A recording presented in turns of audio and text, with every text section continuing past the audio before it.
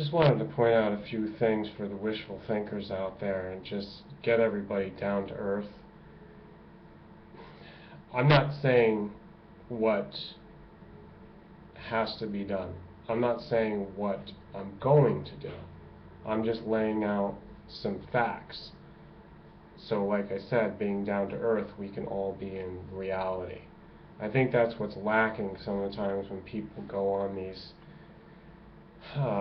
philosophies that they have, or the different perspective that might be intellectual or might be from something that's very partial, maybe like looking through rose-colored glasses. And by the way, I always take my glasses off.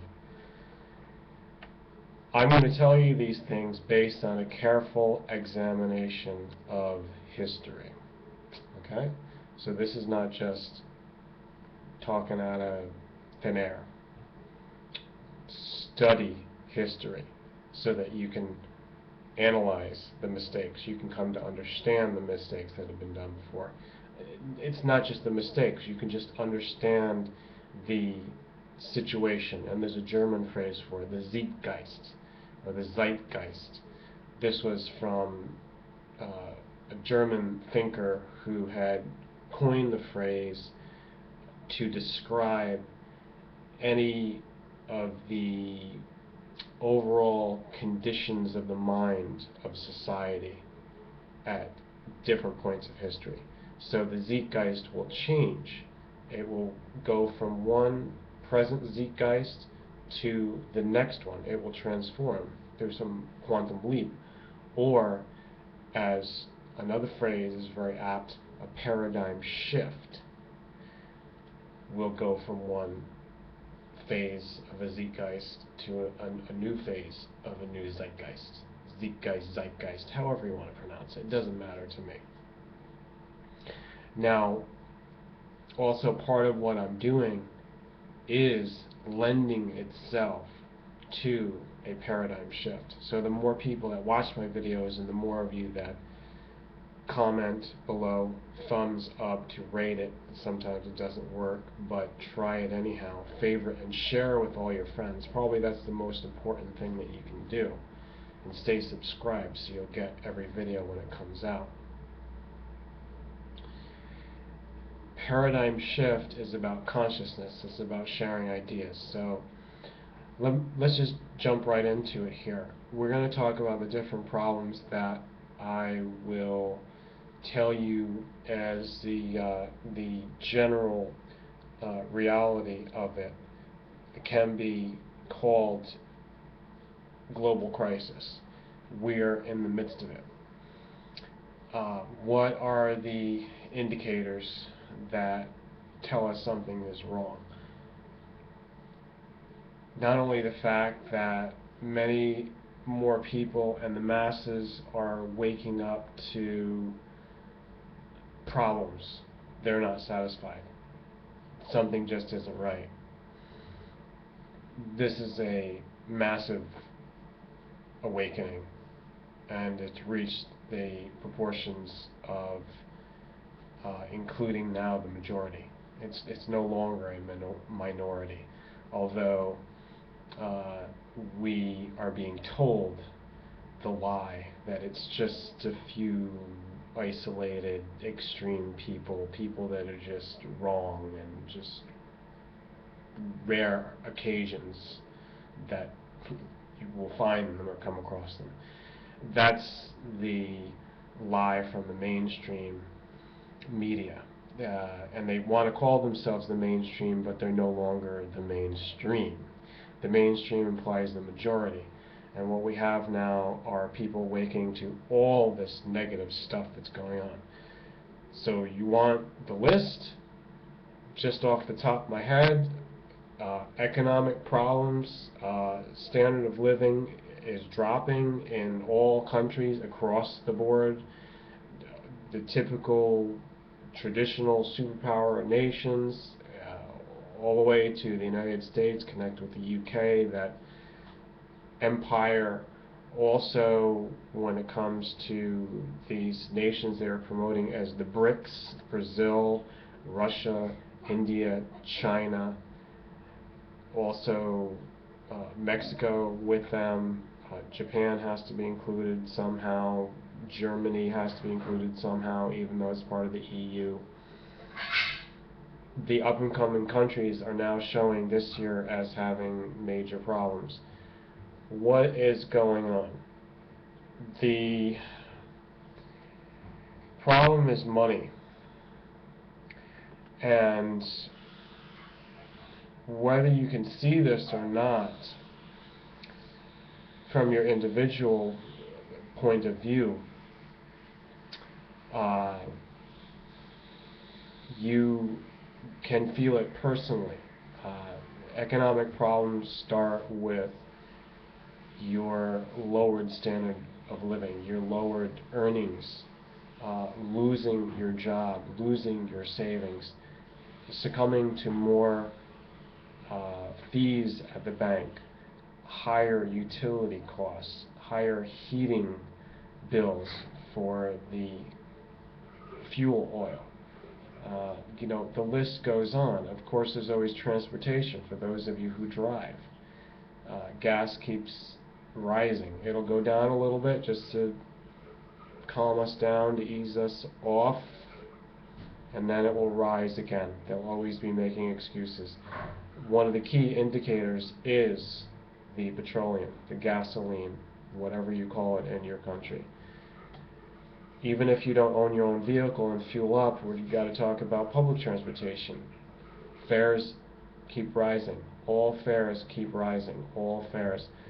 All of your staples, things that you need, from foods to clothing to shelter to rent. Another big indicator, rent. All the things that are commodities that are traded, stock commodities, basic things like that, keeps going up, keeps fluctuating, keeps having these bubbles. Bubbles are the enemy when it comes to talking about the economic picture. Bubbles. Too many bubbles are appearing and making people jump into the game to get the better of the bubble, to be in the bubble. Oh, it's this fantasy bubble until it bursts. Most people lose out when it bursts, but many people that see the burst coming before it collapses, they're able to get out. Funny thing is, though, that's like insider trading, because if you know it's coming, you're either a really good psychic, which is rare, and you're using your intuition, or you're someone who's manipulating it. So let's talk about that. Manipulation of any of these markets basically boils down to corruption. Anything that's corrupt are the things that are unfair. These are people that are cheating. These are the people that are doing crimes. It's called white-collar crime. They get away with a slap on the wrist. They call it a fine. It's maybe 1% or 5% of the amount of money that they stole, that they fleeced, that they were able to rake in. They get a fine, and then they go off scot-free, enjoying that money. Now, there is big signs of protesters that are coming out, and the sign says, no more bailouts, no more letting them get off scot-free, no more fines. They need jail time. They need to be put away for life. But here we go. We've talked about all this stuff. I mean, the list just goes on and on. It touches every aspect of our civilization, every aspect of how we live. It's touching everybody. So that evidence is there. If you don't see it yet, you're already in complete denial, and you're on the way out. Your kind will not survive, and you probably haven't even watched the video to this point. So everyone that I'm talking to, you realize that there are people out there who just don't get this because they don't want to. They're either like ostriches who put their head deep down into the sand. They don't want to see a problem. They don't want to deal with it. So they just say, everything's just fine. Everything's fine for me. Everything's peachy keen. That's actual terminology that they use. They're from some kind of throwback generation that doesn't get up to speed. They are not with the program. They don't know what's going on. We need to know what's going on, and when we see that things are so bad that there's 1 million protesters in the street and several million in the buildings and watching their TVs to get any kind of reports and footage of what's going on the streets.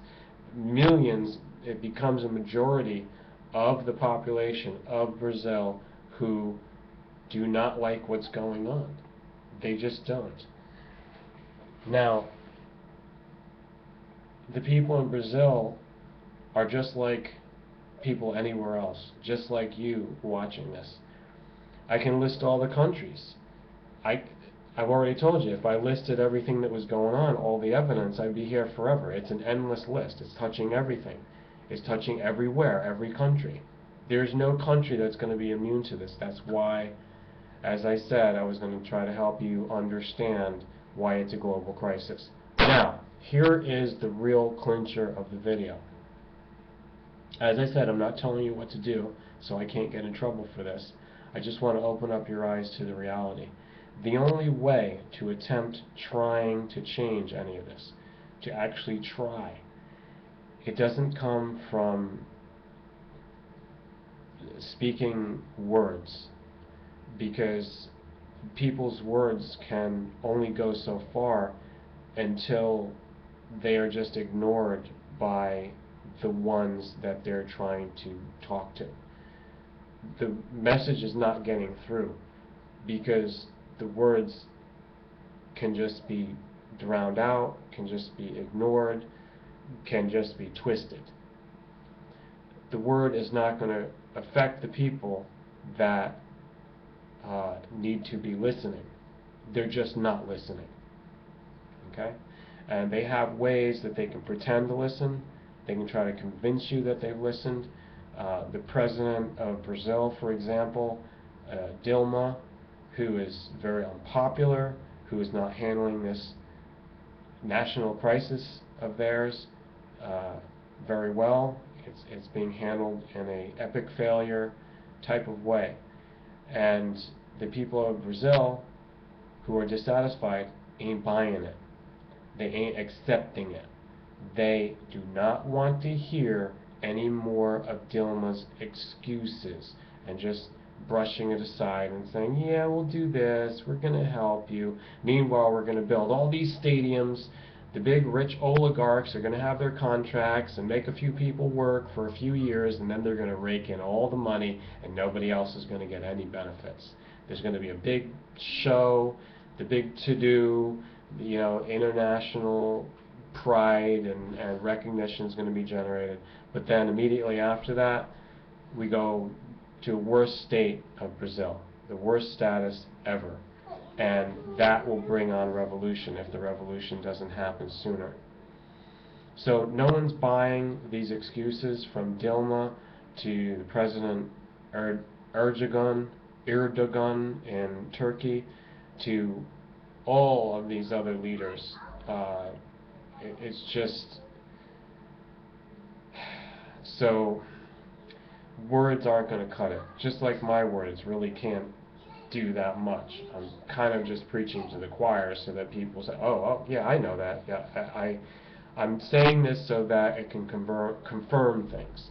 Some people need that. They need that encouragement throughout their day, throughout their week, and I try to provide that. I try to inspire also to higher thinking, to more intense and real grasp of what's going on. The only way to solve the problem, I should do an entire whole new video to follow this. Oh my God. I wish these things could be done in less words, but I'm giving a lot of details. That's the issue here.